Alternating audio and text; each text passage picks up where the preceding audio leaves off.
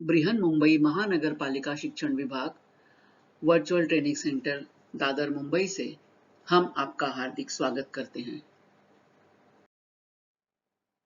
मैं हूं आपकी वर्चुअल सहयोगी पूर्णिमा पांडे।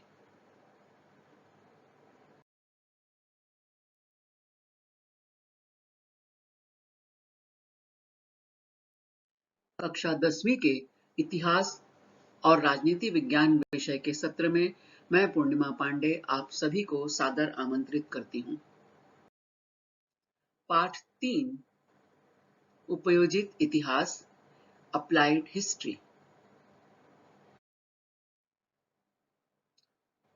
इस पाठ में हम पढ़ेंगे उपयोजित इतिहास किसे कहते हैं और उपयोजित इतिहास और विविध विषयों में हुए अनुसंधान।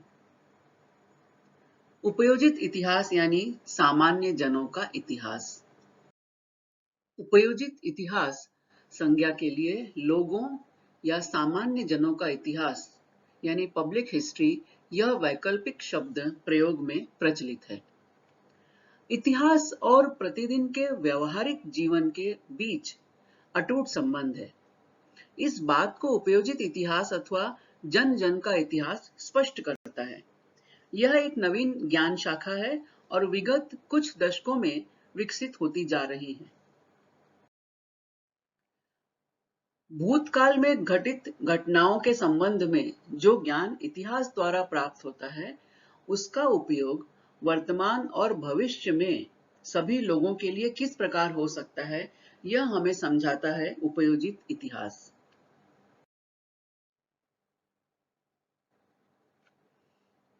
The wall between history and the public. Who creates that wall? Public history breaks down that wall, revealing human stories. उपयोजित इतिहास एक ऐसा कार्य या दृष्टिकोण है जो ऐतिहासिक ज्ञान को जनता तक पहुंचने की अनुमति देता है। सार्वजनिक इतिहास का उद्देश्य सार्थक और प्रेरणादायक तरीकों से बड़े पैमाने पर जनता के लिए अतीत के परिणामों और अंतर्दृष्टि का संवाद है। इतिहास केवल कथा कथन का माध्यम नहीं है, अतीत में विचरण करने का माध्यम नहीं है, बल्कि वर्तमान में उत्पन्न सामाजिक चुनौतियों को दूर करने के लिए उपाय योजना करने का माध्यम भी है। फिर चाहे वो मेगा सिटी स्लम की प्रॉब्लम हो या बाल श्रमिक समस्या हो, भूखमरी की बात हो या ट्रैफिक जाम की समस्या हो या पर्यावरण प्रदूषण की बात हो, इन सभी चुनौतियों से आमना सामना करने के लिए हमें इतिहास का आधार मिलता है। उपयोजित इतिहास क्या है?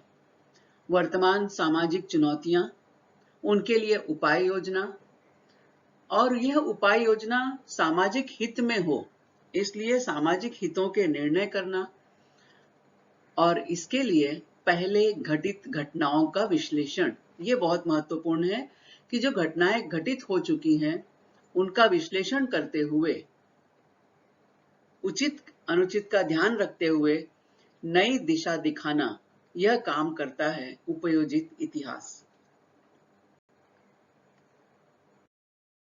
किसी भी देश समाज में अनेक समस्याएं दिन प्रतिदिन उसके सामने चुनौती बनकर उभर कर आती हैं।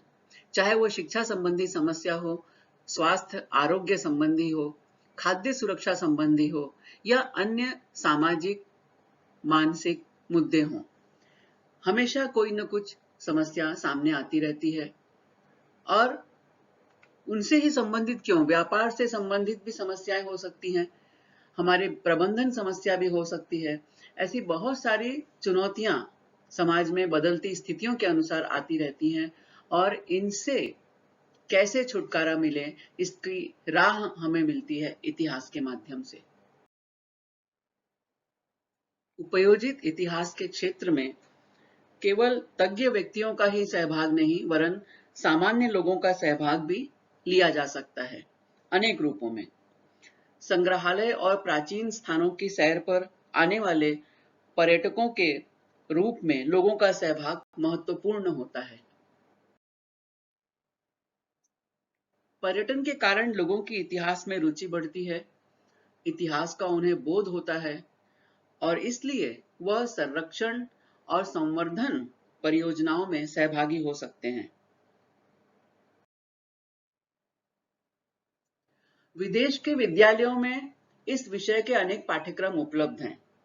किस विषय के? उपयोजित इतिहास के।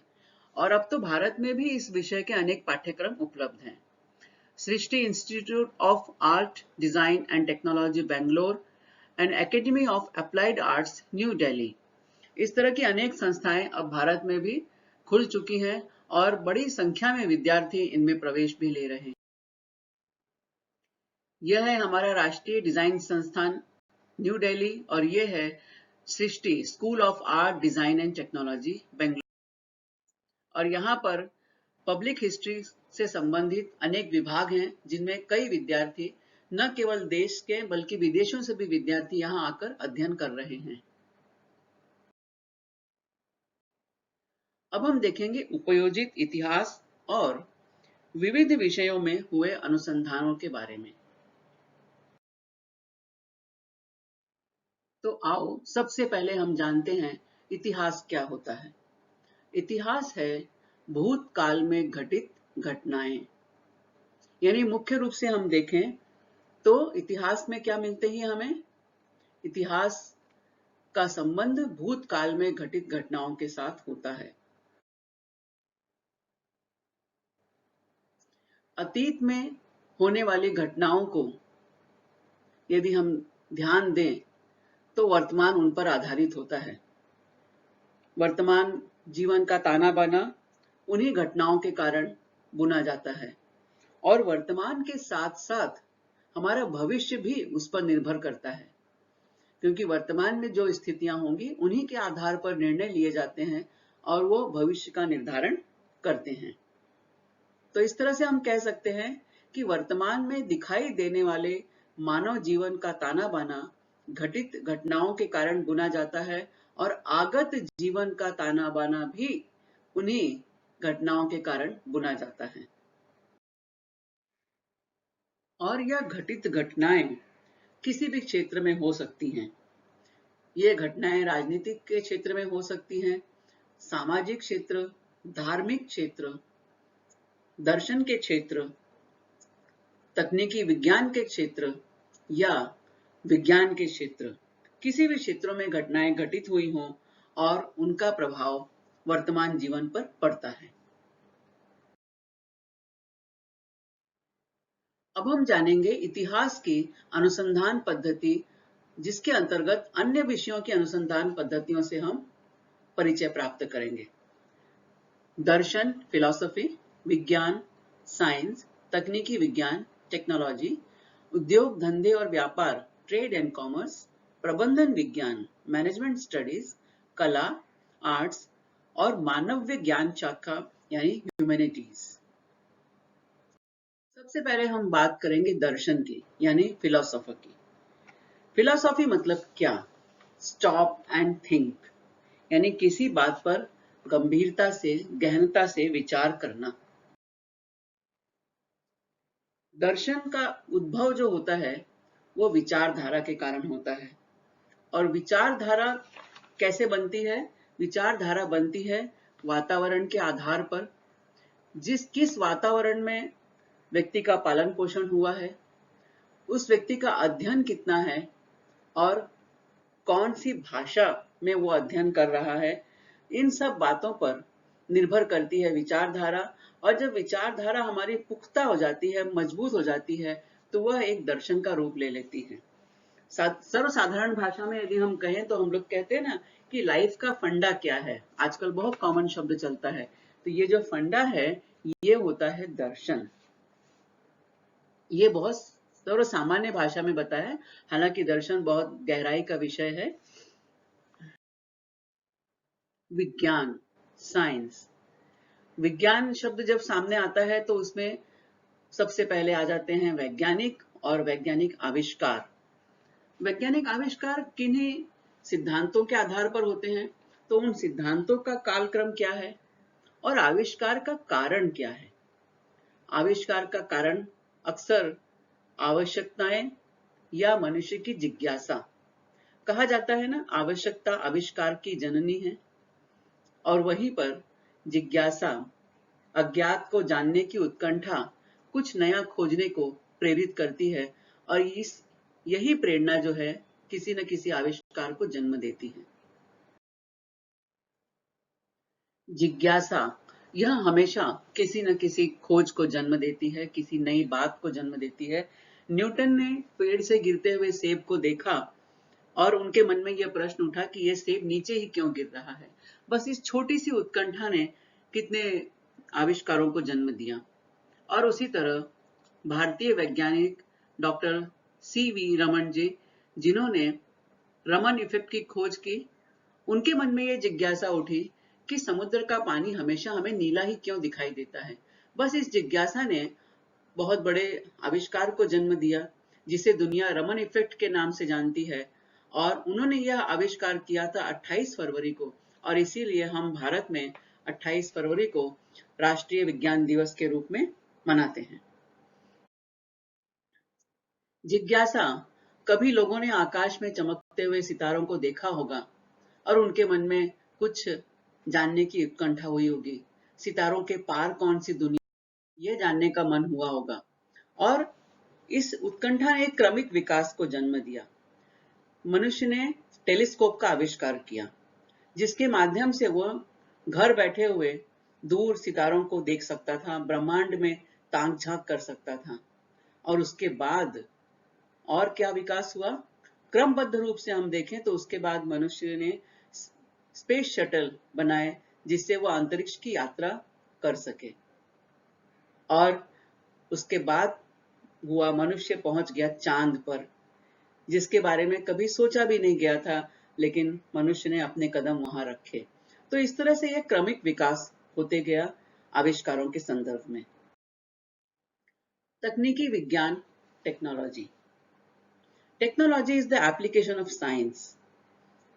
जो विज्ञान के सिद्धांत बनते हैं, उन सिद्धांतों का व्यवहारिक रूप से उपयोजन करना, यह तकनीकी विज्ञान के अंतर्गत आता है। इसके प्रमुख मुद्दे हैं अभियांत्रिकी, स्थापत्य, वस्तुओं का उत्पादन और कृषि उत्पादन। अभियांत्रिकी या कृषि उत्पादन या स्थापत्य में परिवर्तन क्यों हुए, उनके पीछे कौन कौन से कारण थे, यह जानने के लिए हमें तकनीकी विज्ञान का इतिहास जानना पड़ता है। हम देखते हैं कि प्राचीन काल में मानव श्रम का उपयोग करके खेती काम होता था, और जब धीरे धीरे इसमें क्रमिक विकास हुआ, मशीनों का आविष्कार हुआ, नई नई टेक्नोलॉजीज आई, और आज हम देखते हैं कि कृषि उत्पादन बहुत ज्यादा बढ़ गया है। उसी श्रृंखला में हम देखते हैं कि चाक का आविष्कार हुआ और चाक पर चलने वाली गाड़ी बनी, और तकनीक में क्रमशः विकास होते हुए आज यात्रा के लिए, आवागमन के लिए एरोप्लेन जैसे तीव्र गति से चलने वाले साधन भी उपलब्ध हैं। उसी तरह हम स्थापत्य के क्षेत्र में यदि देखें तो पहले का स्थापत्य और आज हम देखें तो गगनचुंबी इमारतों तक हम पहुंच चुके हैं। बहुत प्राचीन काल में सिर्फ ग्राउंड फ्लोर तक हम बात करें, यानी तल मंजिले तक के भवन बनते थे, और उनकी ऊंचाई भी काफी होती थी, लेकिन महले एक या दो ही। उसके बाद धीरे धीरे अभियांत्रिकी विकास हुआ, टेक्नोलॉजी में बदलाव आए, और धीरे धीरे गगनचुंबी इमारतों तक आज हम पहुंच चुके हैं। अगला मुद्दा है ट्रेड एंड कॉमर्स, उद्योग धंधे और व्यापार। उद्योग धंधे और व्यापार के कारण मानवीय समाजों के बीच में पारस्परिक व्यवहार का क्षेत्र विकसित होता है, और पारस्परिक जब व्यवहार बढ़ता है, लोगों का मेलजोल बढ़ता है, तो परस्पर सांस्कृतिक संबंधों का विकास भी होता है। और यह सांस्कृतिक संबंध, मानवीय मेलजोल, रिश्ते नातों का स्वरूप इसके कारण बदल जाता है।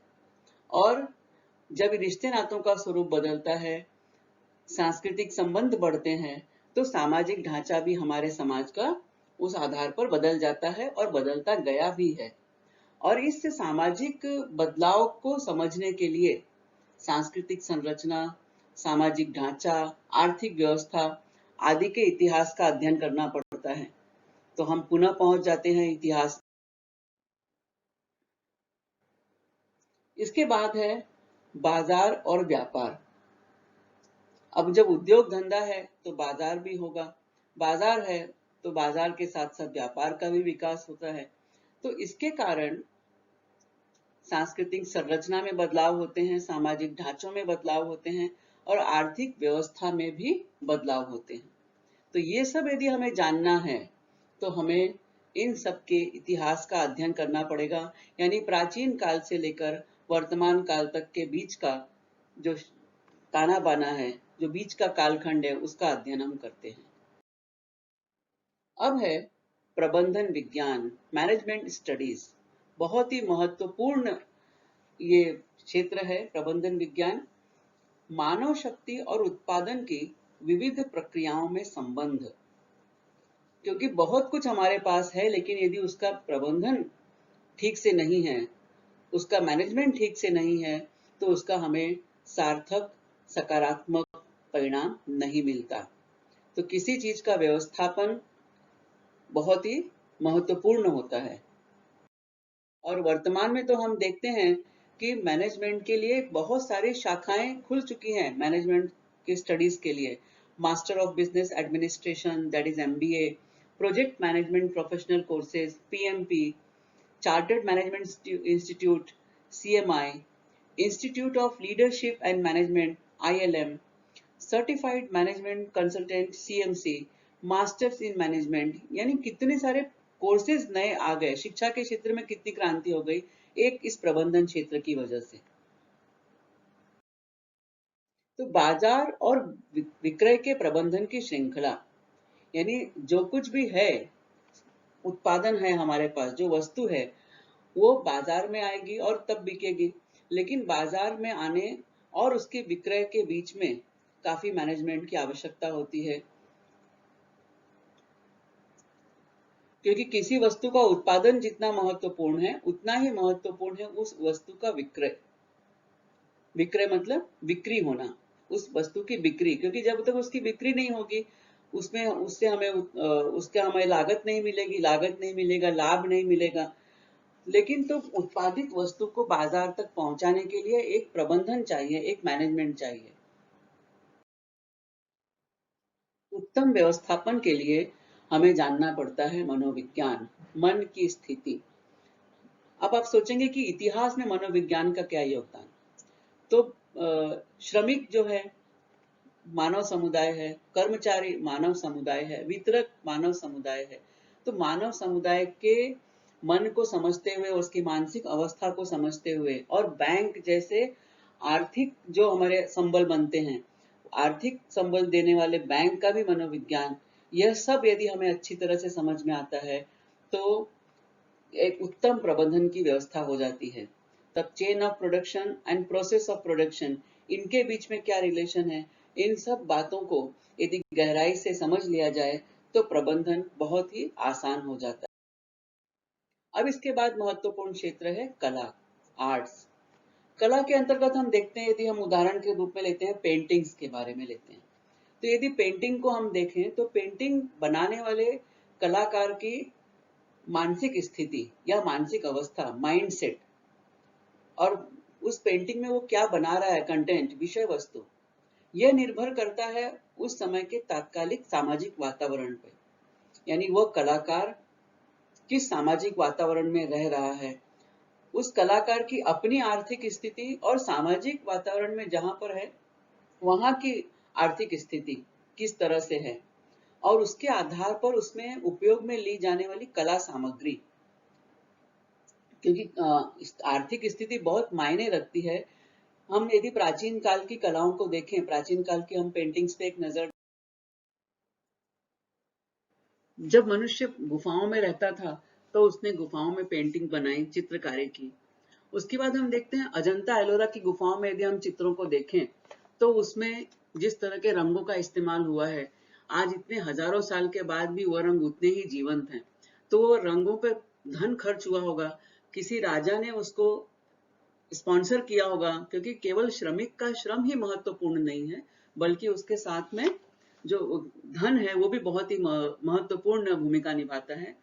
तो इसके बाद हम देखते हैं राजा रवि वर्मा जी की पेंटिंग्स। उत्तम कैनवास, उत्तम रंगों का प्रयोग, और इतने चटक चटकीले रंग हैं, इतने अच्छे तरह के रंग हैं कि आज भी यदि उन्हें हम देखें उनकी पेंटिंग्स को, तो वह हमें कहीं से भी धुंधली या फीकी नजर नहीं आती। तो इसमें धन की भी महत्वपूर्ण स्थिति होती है। यदि इस शिल्प को हम देखें, कितनी महीन नक्काशी, तो इस नक्काशी को करने में जितना उस श्रमिक की मेहनत है, उतना ही जिस राजा ने उस श्रमिक को राजाश्रय दिया है, उसको वेतन दिया है, वो भी महत्वपूर्ण है। तो इन सब चीजों को जानने के लिए कि कलाकृति जो बना रहा है उसकी मानसिकता, कला शैली का विकास क्रम, यह सब जानने के लिए हमें सांस्कृतिक इतिहास का अध्ययन करना पड़ता है। अब इस पेंटिंग में हम देख रहे हैं, तो ये यूरोप में जब पुनर्जागरण काल के समय की पेंटिंग है, और उस समय वहां पर जिस तरह से क्रांति हुई, जन जागरण हुआ, उसका एक दृश्य यहाँ पे दिखाई दे रहा है। उसी समय की और एक पेंटिंग, मोनालिसा की विश्व प्रसिद्ध पेंटिंग, चेहरे पे सौम्यता, हल्की सी मुस्कान, यानी एक सुख शांति का प्रतीक, यानी क्रांति के बाद शांति। तो यह उस समय की जो कलाकार है उनकी मानसिकता को दर्शाते हैं, कालखंड के वातावरण को दर्शाते हैं। मानव विज्ञान शाखा, मानव विज्ञान शाखा के अंतर्गत पुरातत्व, समाज विज्ञान, मानव विज्ञान, राजनीति विज्ञान, अर्थशास्त्र, इतिहास जैसे विषय इसमें आते हैं, जिसे हम ह्यूमैनिटीज भी कहते हैं। विज्ञान और अन्य सभी विषयों की जननी दर्शन है। दर्शन यानी फिलॉसफी। यदि हम फिलॉसफी पे गहराई से देखें, तो विश्व की उत्पत्ति से संबंधित कथाएं, सृष्टि चक्र, मानव जीवन से संबंधित मिथक, उनके देवी देवताओं के बारे में कल्पनाएं, ऐसे अनेक प्रकार के तात्विक विवेचन का विकास हुआ। और बहुत ही आश्चर्य की बात है कि पाश्चात्य देशों में डार्विन की थ्योरी और भारत में दशावतार की संकल्पना में इतना साम्य है कि आश्चर्य होता है। मुख्य रूप से इसमें, जैसे मैंने कहा, कि सृष्टि चक्र है, विश्व से संबंधित कथाएं हैं, मानवीय जीवन से संबंधित मिथक हैं, उनके संबंध में तात्विक विवेचन है, और देवी देवताओं को प्रसन्न करने के लिए जो अनुष्ठान किए गए हैं, इन सभी में कहीं ना कहीं दर्शन छुपा हुआ है। कोई ना कोई बात वहां पे है, नीति की बात है, मानव जीवन से संबंधित कोई बात है। तो इस तरह से हम कह सकते हैं कि मानव्य शाखा की विभिन्न शाखाओं का विकास दर्शन के सिद्धांतों की नींव पर आधारित। तो बच्चों, आज हमने उपयोजित इतिहास जैसे महत्वपूर्ण विषय में प्रवेश किया है और उससे संबंधित कई कई मुद्दों को जाना है। तो आपको ये वीडियो कैसा लगा? आपकी प्रतिक्रिया की अपेक्षा है। और अगले वीडियो में हम बात करेंगे सांस्कृतिक और प्राकृतिक विरासत के बारे में। तो मिलते हैं अगले वीडियो में कुछ नए मुद्दों के साथ। धन्यवाद।